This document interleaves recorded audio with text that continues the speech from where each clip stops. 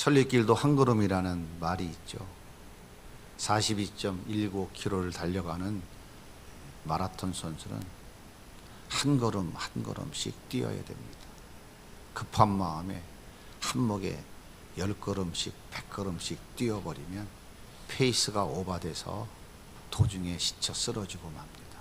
절대로 골인 지점에 들어올 수가 없어요. 어린이집을 거쳐서 유치원을 졸업하면 초등학교에 입학을 합니다. 초등학교, 중학교, 고등학교를 마쳐야 대학에 진학하게 되는 것이죠. 그런데 급한 마음에 아무리 급해도 초등학교를 졸업하고 대학에 진학할 수는 없어요. 진학한다고 해서 학업이 될 수가 없거든요. 그래서 우리 인생살이는 한 걸음씩 한 걸음씩 단계를 거쳐가면서 성장하게 되고요. 그 속에서 아름다운 열매도 맺혀지게 되는 것입니다. 직장 생활을 해도요, 10년은 해야 직장 생활이 뭔지를 알기 시작합니다. 장사를 해도 10년은 해봐야 장사가 이런 것이구나.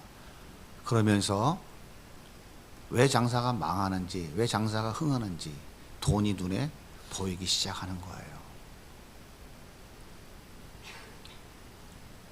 그런데 천리길도 한 걸음부터 시작해야 한다는 것을 좋아하는 사람들이 별로 없다는 거예요. 춥고 배고픈 시절을 살아서 그런지 대한민국 사람들은 빨리빨리를 참 좋아해요. 외국 사람들이 우리 대한민국 사람들을 표현할 때 한마디로 이렇게 표현하죠. 빨리빨리. 빨리빨리. 동남아 사람들이 가면 그래요. 빨리빨리. 빨리빨리. 참 재미있어요. 남들보다 빨리 가야 성공하고 남들보다 앞서가야 성공한다고 그렇게 생각해요. 하지만 성장은 빨리빨리 한 걸음에 모든 게 다 이루어지지 않습니다.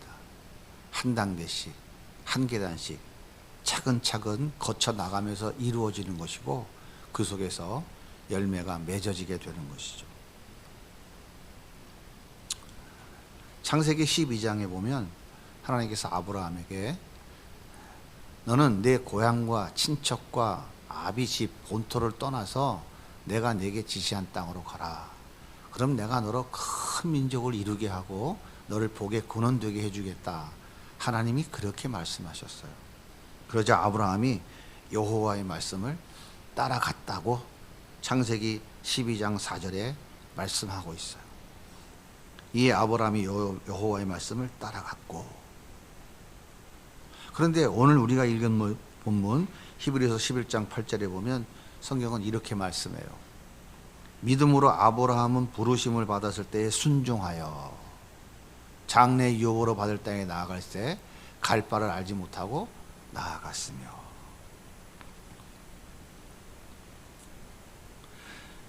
오늘 말씀에서는 하나님의 말씀을 따라갔다라고 표현하지 않고 믿음으로 순종했다 이렇게 표현하고 있어요.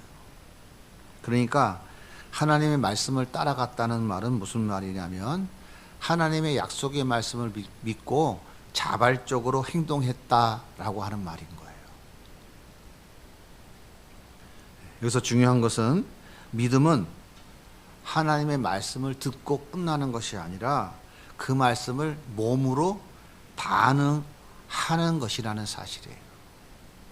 이것이 믿음이에요. 따라서 믿음은 순종을 필연적으로 동반하는 것입니다. 말을 뒤집으면 믿음은 내 몸이 반응하지 않으면, 내 몸으로 살아내려고 하는 애씀과 수고가 없다면 그건 믿음이 아니다라고 하는 것이에요. 그러면 아브라함은 믿음으로 순종했을까요? 하나님께서 고향과 친척과 아비집을 떠나라고 말씀했어요. 그런데 떠나긴 떠났는데 그 갈대아 우르에서 가족들을 데리고 떠난 사람은 아브라함이 아니고 아브라함의 아버지 데라였어요. 재밌지 않나요? 자, 창세기 11장 31절을 같이 한번 보겠습니다. 데라가 그 아들 아브라함과 하란의 아들인 그의 손자 롯과 그의 며느리 아브라함의 아내 사레를 데리고 갈대아인의 우를 떠나 가나안 땅으로 가고자 하더니 하란에 이르러 거기 거류하였으며 데라는 나이가 205세가 되어 하란에서 죽었더라. 하나님 분명히 아브라함에게 찾아오셔서 너 아비와 친척과 본토를 떠나서 내가 내게 지시한 땅으로 가라고 했는데 창세기 11장 31절에 보니까 가족들을 데리고 고향 땅 갈대아 우르를 떠난 사람은 아브라함이 아니라 그의 아버지 데라였어요. 재밌지 않습니까? 그러면 데라는 믿음이 더 좋은 사람이었을까요? 여호수아 24장 2절에 보면 데라는 우상 섬기는 사람이었어요. 여호수아가 모든 백성에 이르되 이스라엘의 하나님 여호와께서 이같이 말씀하시기를 옛적에 너희 조상들 곧 아브라함의 아버지 나홀의 아버지 데라가 강 저쪽에 거주하여 다른 신들을 섬겼다. 이 강 저쪽이 어디냐면 갈대아 우르라고 하는 곳이에요. 갈대아는 고대 메소포타미아 지역으로 오늘날 이라크 남부 지역을 말합니다. 우르라고 하는 것은 갈대아 지역의 한 도시였어요. 아브라함의 아버지 데라는 이 갈대아 우르에서 우상을 잘 섬기는 사람이었을 뿐만 아니라 우상을 만들어서 파는 사람이었어요. 아브라함은 아버지와 함께 우상 만들어 파는 장사를 함께 하고 있었습니다. 우상을 섬기는 이유가 뭐죠? 우상을 섬기는 이유는 딱 한 가지입니다. 내가 원하는 복을 받기 위해서. 이것을 한마디로 총칭하면 이거예요. 만사형통, 무병장수, 소원성취. 내가 원하는 복을 받고 싶어서 인간들은 자기가 원하는 우상을 만들어서 섬기는 거예요. 그런데 우상을 섬기다 못해 우상을 만들어서 팔던 아브라함과 그의 아버지 데라는 얼마나 복을 좋아했겠어요. 더군다나 자식을 낳지 못하는 아브라함에게 큰 민족을 아들 하나 주는 정도가 아니라 큰 민족을 이루게 해주고 복의 근원이 되게 해주겠다고 그러니까 세상에 이런 복이 어디 있습니까? 완전 대박이죠. 어느 날 아브라함이 아버지 데라에게 물었어요. 아버지, 여호와라는 신이 나타나가지고 고향을 떠나서 가나안 땅으로 가면 자식 많이 낳게 해준대요. 나에게 높은 벼슬도 주고 복의 근원이 되게 해준다는데 아버지 생각은 어때요? 아버지 데라가 뭐라고 했겠어요? 야, 네 형은 아들 하나 낳고 죽었잖아. 너는 아들도 없잖아. 지금 자식도 없어. 대도 못 있잖아. 야, 우리가 그동안 우상들한테 얼마나 빌었냐. 아들 좀 달라고, 자식 좀 달라고. 근데 자식 아예 하나도 안 줬잖아. 얼마나 우리가 재물을 바치고 지극정성을 다했어. 야, 근데 여호와라는 신이 나타나서 너한테 뭐? 그냥 갈대아 우르 떠나서 하나님이 가라고 하는 땅으로 가면은 아들 주는 게 아니라 뭐 큰 민족을 이루게 해준다고? 야, 세상에. 야, 믿져봐야 우리가 손해볼 게 뭐 있겠냐. 가자. 그래서 데라는 이 복을 받기 위해서 식솔들 데리고 갈대아 우르를 떠나서 하란 땅에 도착한 것입니다. 여러분, 아브라함이 믿음이 좋은 사람이에요. 그 아버지 데라는 믿음이 더 탁월한 사람이었을까요? 이들은 지금 하나님이 복 준다니까 그 복 받고 싶어가지고 갈대아 우르를 떠난 거예요. 그런데 갈대아 우르를 떠나서 하나님이 가라고 하는 가나안 땅으로 간 게 아니고요. 어디서 멈춰섰냐면 하란이라고 하는 곳에 멈췄어요.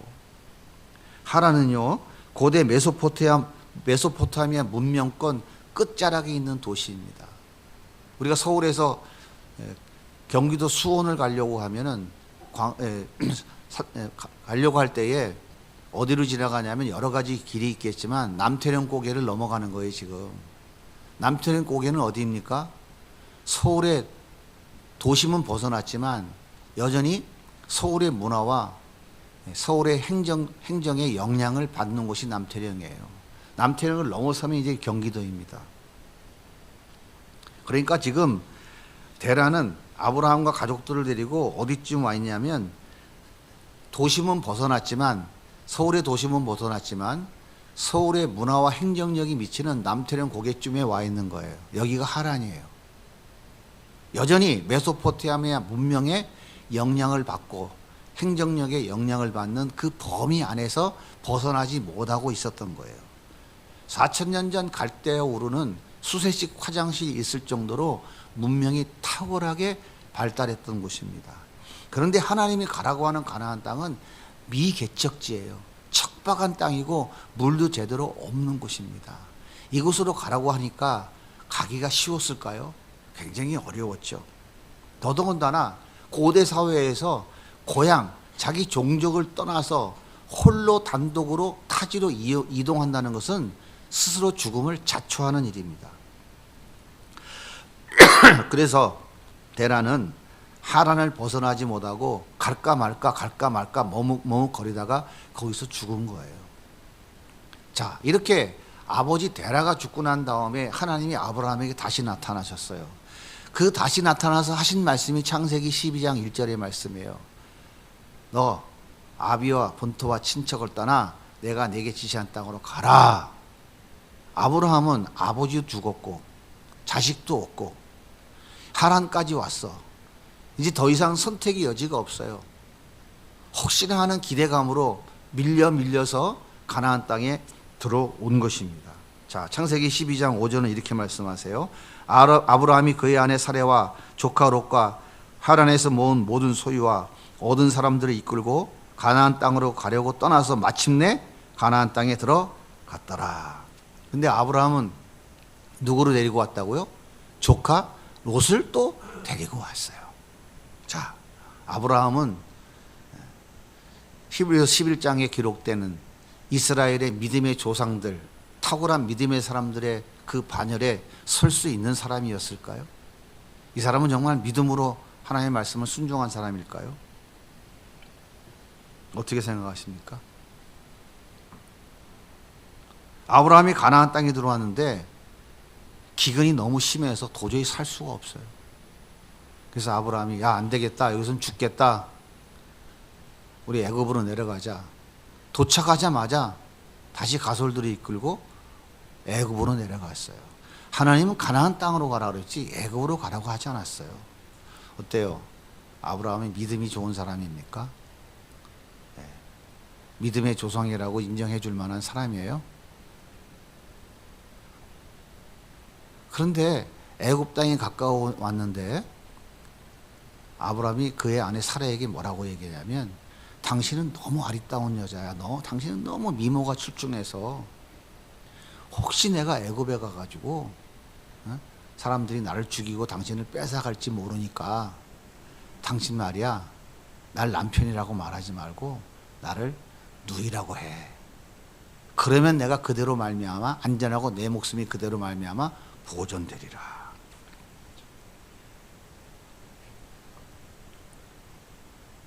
아브라함 믿음이 좋은 사람입니까? 어떻게 생각하세요? 이게 믿음으로 순종하는 사람의 모습이에요. 자, 창세기 12장 15절입니다. 바로의 고관들도 그를 보고 바로 앞에서 칭찬하므로 그 여인을 바로의 궁으로 이끌어들인지라.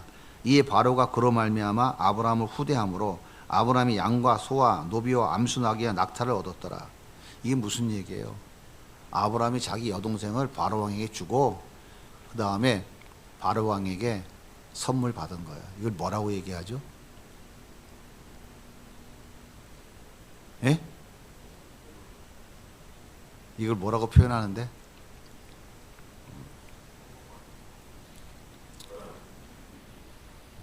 이렇게 자기 여동생 주고 바로 왕에게 많은 선물을 받은 거예요. 좀 심하게 표현하면 아브라함은 지 살자고 지 마누라를 바로 왕에게 팔아먹은 거예요.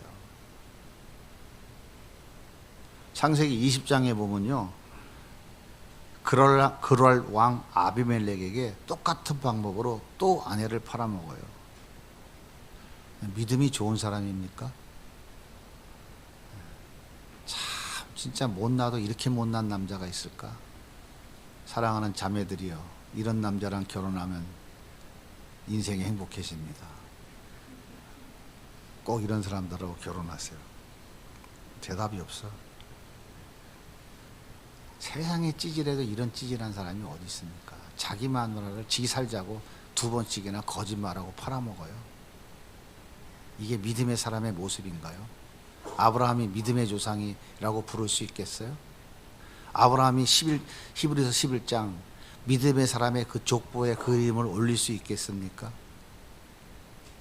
자, 이 정도 됐으면 하나님께서 아브라함에게 징계해야 되지 않아요? 이런 괘씸한 놈, 넌 좀 맞아야 되겠다. 넌 해도 너무한다. 하나님이 두들겨 패야 되지 않을까요? 왜 대답을 안 하세요? 남성분들 좀 맞아야 돼, 안 맞아야 돼요? 목소리가 크네, 확실히. 맞아도 보통 맞아서는 안 돼요. 많이 맞아야 돼요. 혼나야 돼요. 그런데 이상하게 하나님이 안 때려요. 아브라함의 야단은 안 치고 오히려 바로 왕을 치십니다. 창세기 12장 16절에 이렇게 말씀하세요. 여호와께서 아브라함의 아내 사레의 일로 바로와 그 집에 큰 재앙을 내리신지라. 아니 도대체 이게 무슨 말이에요? 바로가 뭘 잘못했어요? 다음날 바로가 아브라함을 불렀어요. 당신 왜 나한테 거짓말했어? 당신 마누라를 왜 동생이라고 속였어? 당신 지금 누굴 죽이려고 이딴 짓을 한 거야? 난 너 때문에 지금 큰 재앙을 당해서 죽을 지경이 됐어. 당신 마누라 빨리 데리고 가! 여러분 생각해 보세요. 세계 최고의 강대국 애굽의 바로 왕이 아브라함 앞에서 쩔쩔매고 있는 거예요.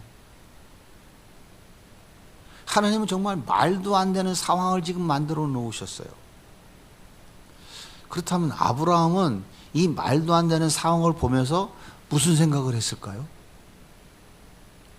아니 이게 뭐지 도대체? 세계 최대 강대국인 애굽의 바로 왕이 어째서 나한테 쩔쩔매는 거야? 야, 하나님이라는 분이 정말 대단한 분인 것 같은데?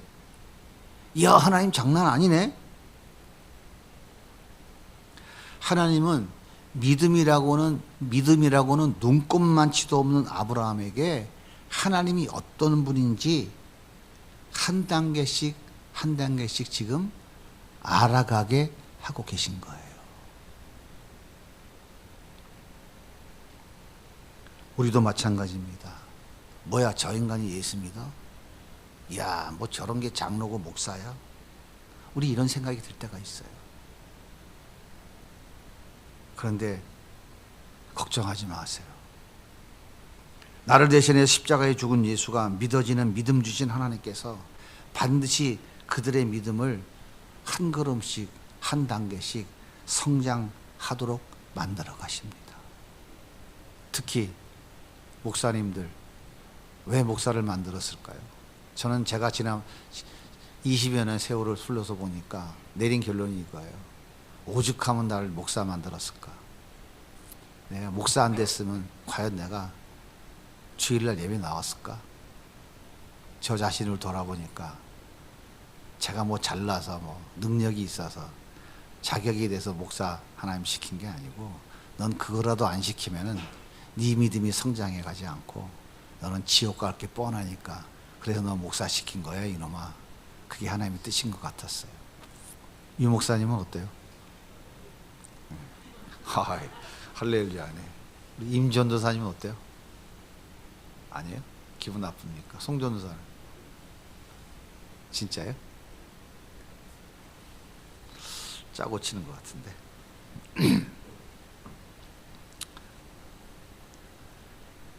그런데 그런 과정 속에서 아브라함도 정말 믿음의 사람의 모습을 보여줄 때도 있었어요.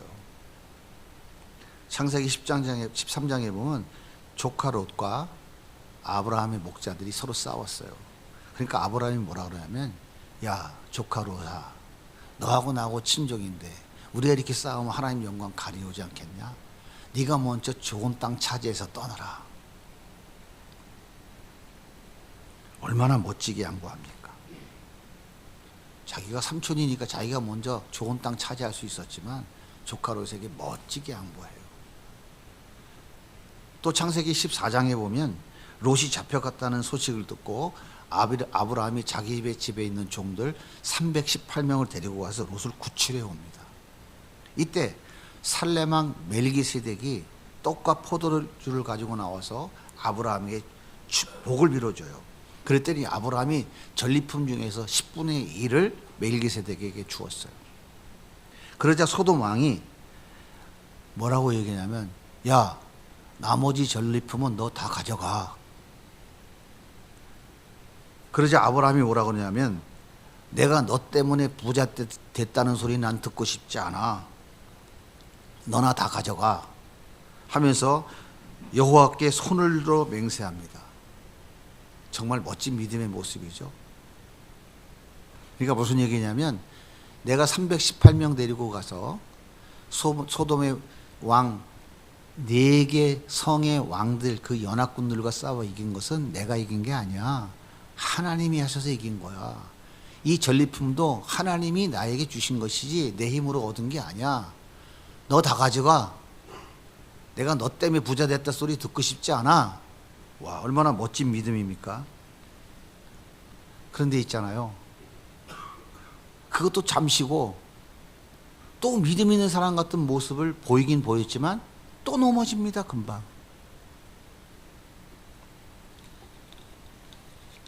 아브라함이 가나안 땅에 들어온 지 10년 됐어요. 하나님은 여러 번 찾아오셔서 하나님의 별과 같이 바닷가의 모래알과 같이 내 민족을 크게 만들어주겠다, 너 약속을 지키겠다고 그렇게 말씀하셨어요. 근데 아브라함은요, 하나님 말씀을 믿지 않았어요. 사례가 뭐라고 그랬냐면, 그의 부인 사례가, 여보, 더 늦기 전에 빨리 자식 낳아야 대를 이길 거 아니야.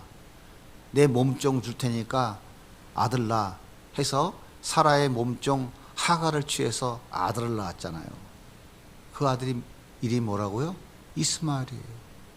하나님이 이스마엘을 낳으니까 더 이상 말씀하지 않으셨어요. 그리고 세월이 14년이 지났습니다. 아브라함의 나이 99세가 된 어느 날 하나님이 찾아오셔서 말씀하세요. 아브라함아, 내년에 네 품에 아들을 안을 거야. 그랬더니 아브라함이 엎드려서 희죽희죽 웃습니다. 비웃어요. 창세기 17장 17절, 아브라함이 엎드려 웃으며 마음속에 이르되, 100세 된 사람이 어찌 자식을 낳을까? 사라는 90세니 어찌 출산하리요? 아브라함은 엎드려서, 땅에 엎드려서 키득키득 웃은 거예요. 노망이 들렸나? 내 나이가 100살인데 자식을 낳는다고? 아이고, 진짜 말도 안 되는 소리 하고 앉았네. 근데 이 소리를 사라가 들었어요. 그래서 사라가 부엌문 뒤에 숨어서 행주치마로 입을 가리고 키득키득 웃은 거예요. 아이고, 망측해라. 내 나이가 몇 살인데 이미 여자 생명 끝났는데 아들을 낳는다고?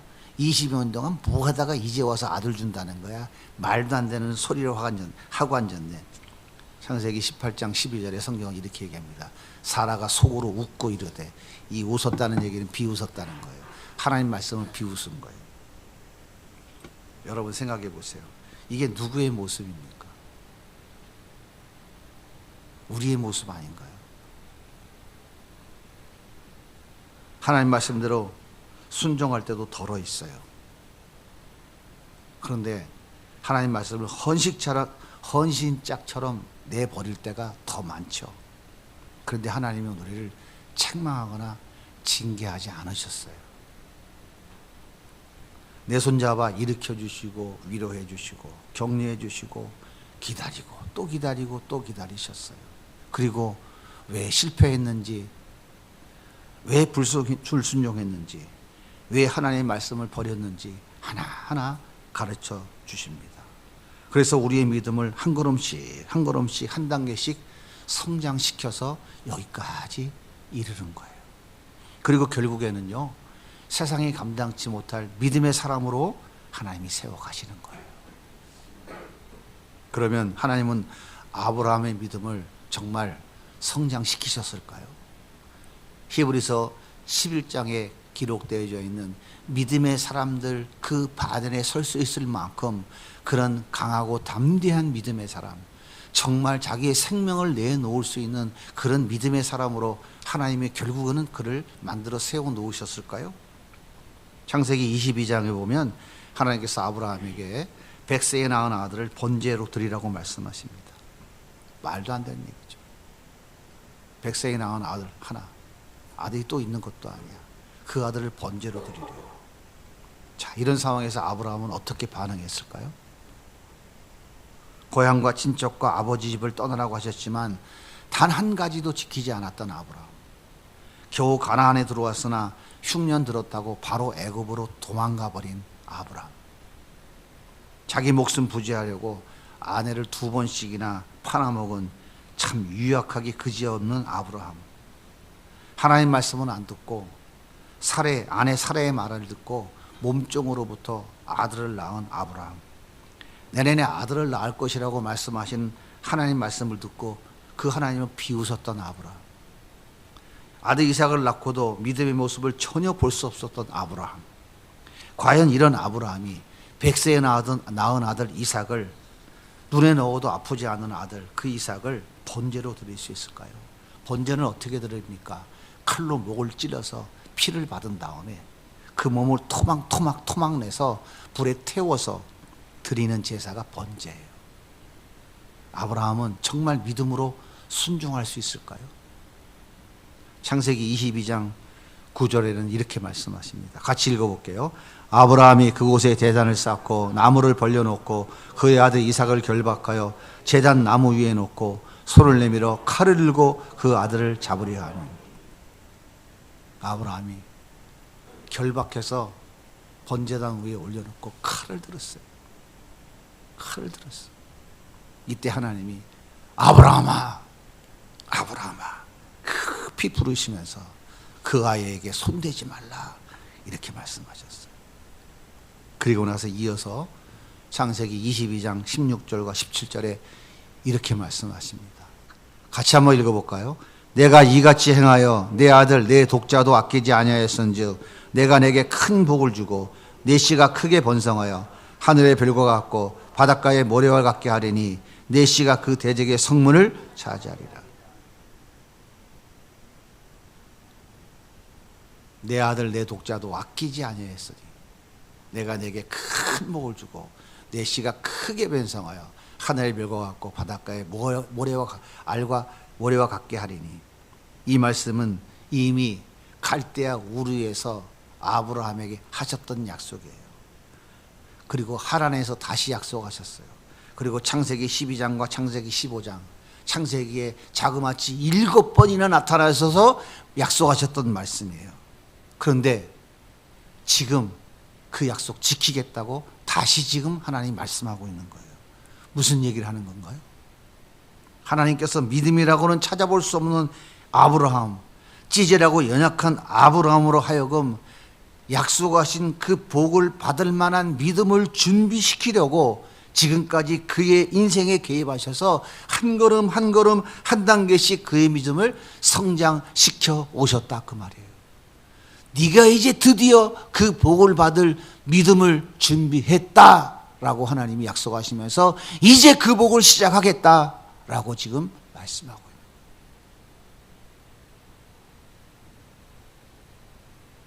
우리의 믿음은 이렇게 우리 일생을 통해서 아브라함처럼 한 단계씩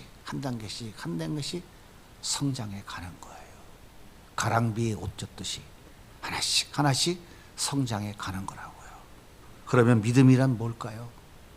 믿음이 뭘까요? 믿음은 하나님의 말씀을 듣고 그대로 행하는 거예요. 하나님의 말씀을 듣고 끝나는 것이 아니라 그 말씀을 내 몸으로 내 삶에 살아내는 거예요. 그게 믿음이에요. 듣고 지나가는 것은 믿음이 아니라고요. 예수님은 십자가에 죽어서 우리의 죄를 대신 갚아주셨습니다. 그리고 우리를 하나님의 자녀 삼아주셨고 천국을 유업으로 주셨어요.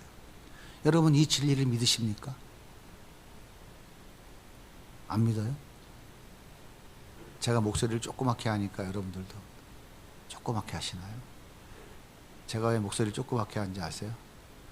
갈비뼈가 부러져서 그래요. 그러니까 여러분은 크게 대답하세요. 갈비뼈 7번이 부러졌다고요. 그래서 제가 목소리를 크게 하면 여기가 통증이 와서 조그맣게 얘기하는 거예요. 제가 얘기 안 하려 했더니 오늘 목사님 왜 이렇게 저렇게 힘이 없나. 그래서 여러분들 힘이 없으신가요? 크게 소리 지르면 옆에 것도 부러져요. 한 달 동안 아무것도 하지 말고 누워 있으라는데 어떻게 아무것도 안 해요? 탁구 치면 안 됩니까? 그랬더니 의사가 저 아래로 쳐다보고 밑으로 쳐다보더니 질색팔색을 하더라고요. 절대 그거 안 된다고. 몸통 돌리는 거는. 운동도 못하게 생겼어. 뭐 해야 돼요? 숨쉬기 운동만 해야 되나? 다시 물어볼게요. 하나님 우리의 죄를 대신 갚아주셨고 우리 하나님 자녀 삼아주셨고 하나님 나라 천국을 우리에게 유업으로 주셨습니다. 여러분 이 진리를 믿으시나요? 그렇다면 여러분은 구원받으셨습니다. 그런데 이 진리는요 미국 사람, 영국 사람, 아프리카 사람, 동남아 사람 세계 어느 지역 사람에게도 동일합니다. 예수 믿고 구원받는 거예요. 이 진리를 믿고 구원받는 거예요. 그래서 이 믿음을 보편적이고 객관적인 믿음이라고 하는 거예요. 그런데 하나님은 우리의 이 보편적이고 객관적인 믿음을 주관적이고 체험적이고 경험적인 믿음으로 바꾸어 가신다고요. 우리 지섭이가 예수님 어디 있어? 여기. 왕할아버지 어디 갔어? 떡국이라고 그러나 천국 떡. 하여튼 천국 같대요. 애기들 다 부르면 다 똑같이 얘기해요. 목사가 믿는 예수나 애기가 믿는 예수나 똑같은 예수예요. 똑같은 진리를 믿고 구원받는 거라고요. 그런데 지섭이가 나이가 40 됐어. 40년 신앙생활을 했어. 지섭아 예수님 어딨냐? 여기. 이러고 있으면 되겠어요? 할아버지 어디 갔어? 발음은 제대로 하겠지. 천국. 그러고 있으면 되겠어요? 내 믿음이 그 믿음이 아닌지를 돌아봐야 돼요. 어린아이가 믿는 예수, 나이가 60, 70 돼서 예수 60년, 70년 믿은 사람의 믿음이 똑같지 않은가 생각해 봐야 된다고요. 겉모습이 믿는 척, 그게 믿는 거 아니에요.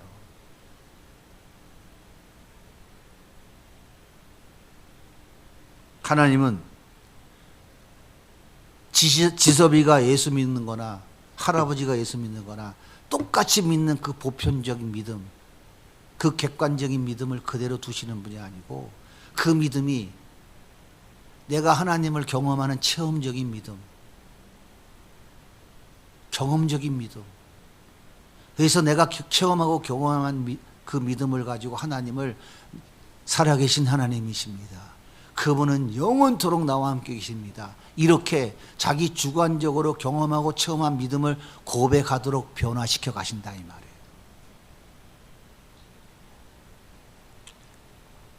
그런데요, 한순간에 단번에 바뀌어지지 않습니다.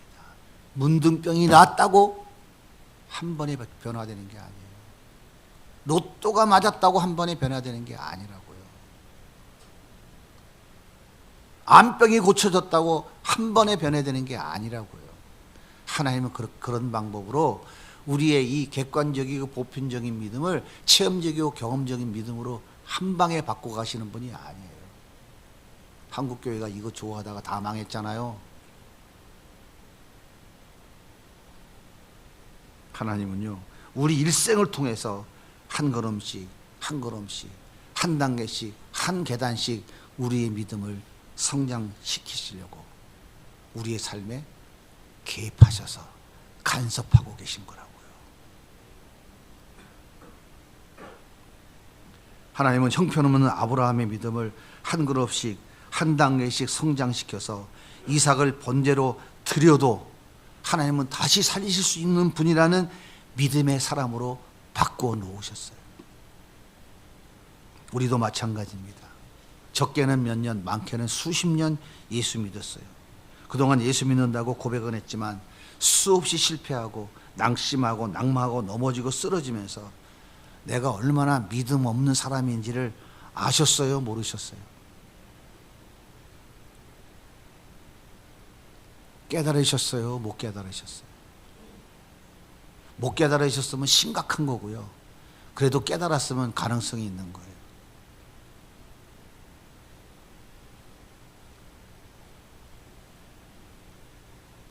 그런데도 하나님은 포기하지 않고 여전히 한 걸음씩 한 걸음씩 하나님 말씀에 순종하는 믿음의 사람으로 만들어 가고 계시는 거예요. 삼손 보세요. 그가 이스라엘 지도자였잖아요. 그가 일평생 한 짓이 뭡니까? 그가 일평생 한 짓이 뭐예요? 바람 피운 거밖에 없어요. 이런 사람이 믿음의 사람인가요? 기드온은 어떤 사람이에요? 미디안 사람들에게 빼앗길까봐 포도주 틀 속에 숨어가지고 밀타작했다니까요. 정말 찌진하고 쪼잔한 사람이에요. 이 기드온이 큰 용사입니까? 믿음의 사람이에요? 바락은 어떤 사람입니까? 이스라엘의 군대 장관이었잖아요. 지도자였잖아요. 그런데 여사사 드보라 치맛자락 붙잡고 당신이 전쟁터에 안 나가면 나도 안 나갈 겁니다. 난 못 가요, 못 가요. 진짜 구질구질한 사람이었어요. 그런데 히브리서 11장에 보면 이런 사람들이 전부 믿음의 조상 명단에 다 들어가 있어요. 어떻게 가능했을까요, 이게? 어떻게 가능했어요? 하나님이 그들의 삶에 개입하셔서 한 걸음씩 한 걸음씩 그들의 믿음을 순종하는 사람들로 만들어 가셨기 때문에 가능한 거예요. 그렇게 성장시켜 놓으셨기 때문에 가능한 거예요. 처음에는 믿음의 사람이라고 인정할 만한 구석이 전혀 없는 사람이었지만 하나님이 그들의 일생을 통해서 하나씩 하나씩 한 걸음씩 한 걸음씩 믿음의 사람으로 만들어 놓으신 거라고요. 사랑하는 여러분, 2000년 전 예수님이 나를 대신해서 십자가에 죽은 것이 믿어지십니까? 예수 믿고 하나님의 자녀가 되었다는 사실을 믿으시나요? 그렇다면 여러분에게 주어진 믿음은 하나님 주신 완전한 믿음입니다. 이 믿음은 너나 할 것 없이 동일하게 소유하고 있는 보편적이고 객관적 믿음이에요. 하나님은 이 믿음을 주관적이고 체험적이고 경험적인 믿음으로 바꾸어 가십니다. 세상이 감당치 못할 사람으로, 믿음의 사람으로 바꾸어 가세요. 아브라함이 100세에 낳은 아들을 모리아산 본전에 청 내놓듯이 내 생명도 아낌없이 드릴 수 있는 믿음으로 우리를 만들어 가신다고요. 그 만들어 가시는 과정 속에 오늘도 우리는 2025년 1월 12일 주일날 난 예배를 드리고 있는 거예요. 그 과정 중에.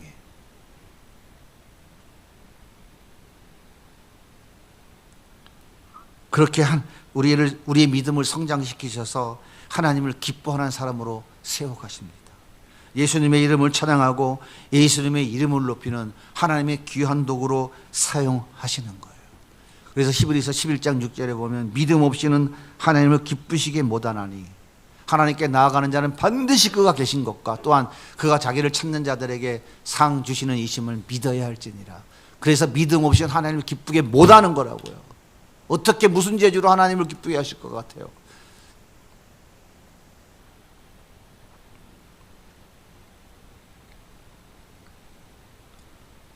여러분 앞에 이해할 수 없는 고난과 아픔이 놓여 있습니까? 왜 이렇게도 되는 것이 없는가? 왜 하는 것마다 되는 것이 없는가? 왜 남들이 없는 고난과 아픔이 나에게는 떠나지 않는가? 이렇게 질문하고 계신가요? 그렇다면 고민하지 마시고 하나님께 감사하십시오. 하나님이 믿음의 삶으로 세워가기 위해서 우리의 삶에 지금 간섭하고 계시다는 증거예요. 그러므로 하나님 말씀을 믿고 순종하셔야 돼요. 하나님 말씀에 하나씩 하나씩 따라 걸어가야 됩니다. 넘어지고 쓰러져도 괜찮아요. 실패하고 좌절해도 괜찮습니다. 중요한 것은 뭐냐면 다시 일어나서 걸어가는 거예요. 하나님 우리의 연약함을 아시기 때문에 책망하거나 포기하지 않으십니다. 늦었다고 포기하지 마시고, 포기하지 마세요. 절대로 늦지 않았습니다. 아브라함은 아들 이삭을 낳기까지 25년 동안 수없이 넘어지고 쓰러졌어요. 하지만 하나님은 한 걸음씩 한 걸음씩 아브라함의 믿음을 성장시켜 나가셨습니다. 그리고 결국에는 이 세상 최고의 가치인 아들 이삭을 번제로 드리라는 하나님의 말씀, 말도 안 되는 그 말씀 앞에 믿음으로 순종하는 자리까지 성장해 나아갔어요. 이런 믿음의 사람으로 세워진 아브라함은 믿음의 조상이 되는 복, 큰 민족을 이루는 복, 복의 근원이 되는 복, 예수 그리스도를 이 땅에 보내려고 계획하신 하나님의 뜻을 이루는 도구로 쓰임받는 복 중에 최고의 복을 받았어요. 우리의 믿음은 하루아침에 하나님을 기쁘게 하는 믿음, 세상이 감당치 못하는 믿음, 하나님의 뜻을 이루는 믿음, 하늘의 복을 마음껏 받아 누리며 나누는 믿음으로 세워지지 않습니다. 하나님은 오늘도 우리의 믿음을 한 걸음씩 한 걸음씩, 한 단계씩 한 단계씩 성장시켜 나가고 계십니다. 한번 생각해 보세요. 내가 처음 예수 믿을 때와 10년, 20년, 30년 지난 나의 믿음의 모습은 어떤 모습인가? 지섭이처럼 여기 정곡 이러고 있는 믿음인가? 아니면 주여, 주님이 원하시는 뜻이 무엇입니까? 주님이 내 생명을 원하십니까? 내 생명을 드리겠습니다. 주님, 나를 통해서 영광받기 원하셔서 계획하신 뜻이 무엇입니까? 내 인생을 주님께 드리겠습니다. 이런 믿음의 사람으로 우리가 성장되어지고 있는지, 한번 나는 지금 어떤 상태에 있는지를 한번 돌아보십시오. 하나님은 우리에게 물붓듯 은혜와 복을 부어주셔서 하나님을 드러내고 예수를 높이는 하나님의 도구로 쓰시기를 원하십니다. 하나님의 그 은혜와 복을 받는 것은 우리의 어떤 행위와 애씀과 노력으로 되어지는 게 아니에요. 믿음으로 이루어지는 거예요. 아브라함처럼 그 찌질하고 별 볼 일 없는, 오죽 찌질하면 지 마누라를 2번이나 팔아먹어 지 살겠다고, 세상에 이런 맞아 죽을 인간이 어디 있겠어. 그런 인간도, 그 믿음 없는 인간도 하나님이 결국은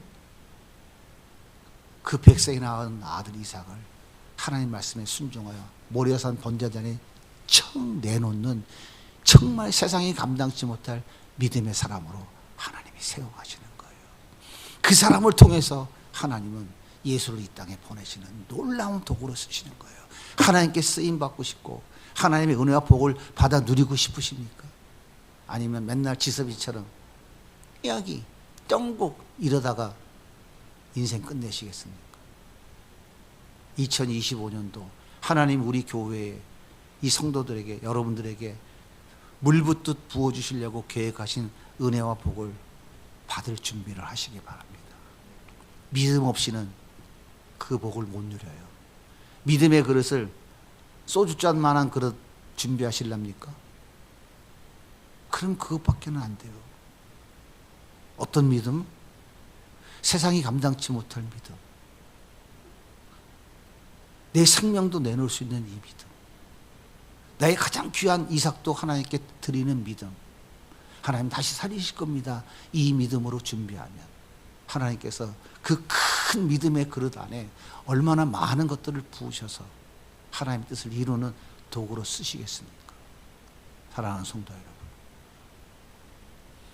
하나님 지금도 살아계십니다. 믿음이 없이는 하나님을 기쁘게 할 수 없어요. 믿음이 없이는 우리는 하나님의 놀라운 그 은혜와 그 역사를 우리 삶에 볼 수가 없어요. 믿음은 하나님 말씀을 내 몸으로 살아내려고 하는 몸부림, 행함이 있을 때에 그것을 믿음이라고 해요. 하나님 말씀을 듣고 내 몸으로 살아내려고 몸부림칠 때에 그 속에서 하나님의 살아계심을 체험하고 경험할 수 있게 돼요. 그러면 보편적인 객관적인 믿음이 하나님이 살아계십니다.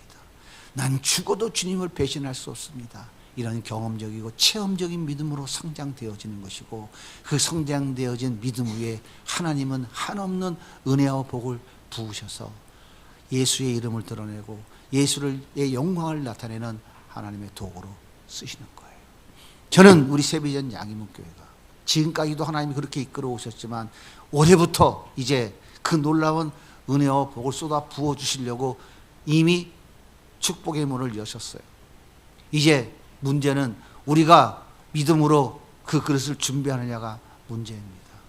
제가 일주일 내내 새벽마다 설교하면서 여호수아를 통해서 믿음에 대해 설교했어요.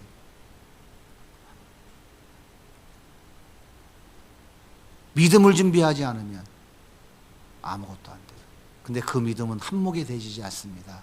지금 여러분 현실 속에서 한 걸음씩 한 걸음씩 한 걸음씩 말씀 따라 걸어가야 돼요. 절대로 10걸음 100걸음씩 믿음의 성장은 일어나지 않습니다. 한 걸음씩 한 걸음씩 하나님이 25년의 훈련을 거쳐서 그에게 불가능한 아들을 낳도록 만드시는 믿음의 사람으로 그는 세웠어요. 그 나이 99세에 자식들이, 아브라함이 아들을 낳으면 어떻게 해야 돼요? 불가능한 아브라함과 불가능한 사라가 그날 밤 아들을 낳는 작업을 하지 않으면 그들은 자식을 낳을 수 없어요. 그게 바로 믿음인 거예요. 하나님 말씀을 따라가는, 그게 바로 믿음인 거예요. 야, 틀렸지, 불가능한데 헛소리라고 앉았네, 뭐야? 그러면 그 아들은 잉태되지 않았습니다. 그 불가능한 상황까지 하나님은 하나하나 훈련시키셔서 결국은 하나님의 영광을 드러나고 볼 수 있도록 그들의 믿음을 세워가시는 거예요. 우리도 동일합니다. 낭망하지 마세요. 멈추지 마세요. 계속 가셔야 됩니다. 끝까지 포기하지 마십시오. 2025년에는 우리의 믿음이 한 단계, 아니 2단계, 3단계씩 성장해서 하나님의 멋진 도구로 쓰임받는 시작점 되기를 예수님의 이름으로 간절히 소원합니다.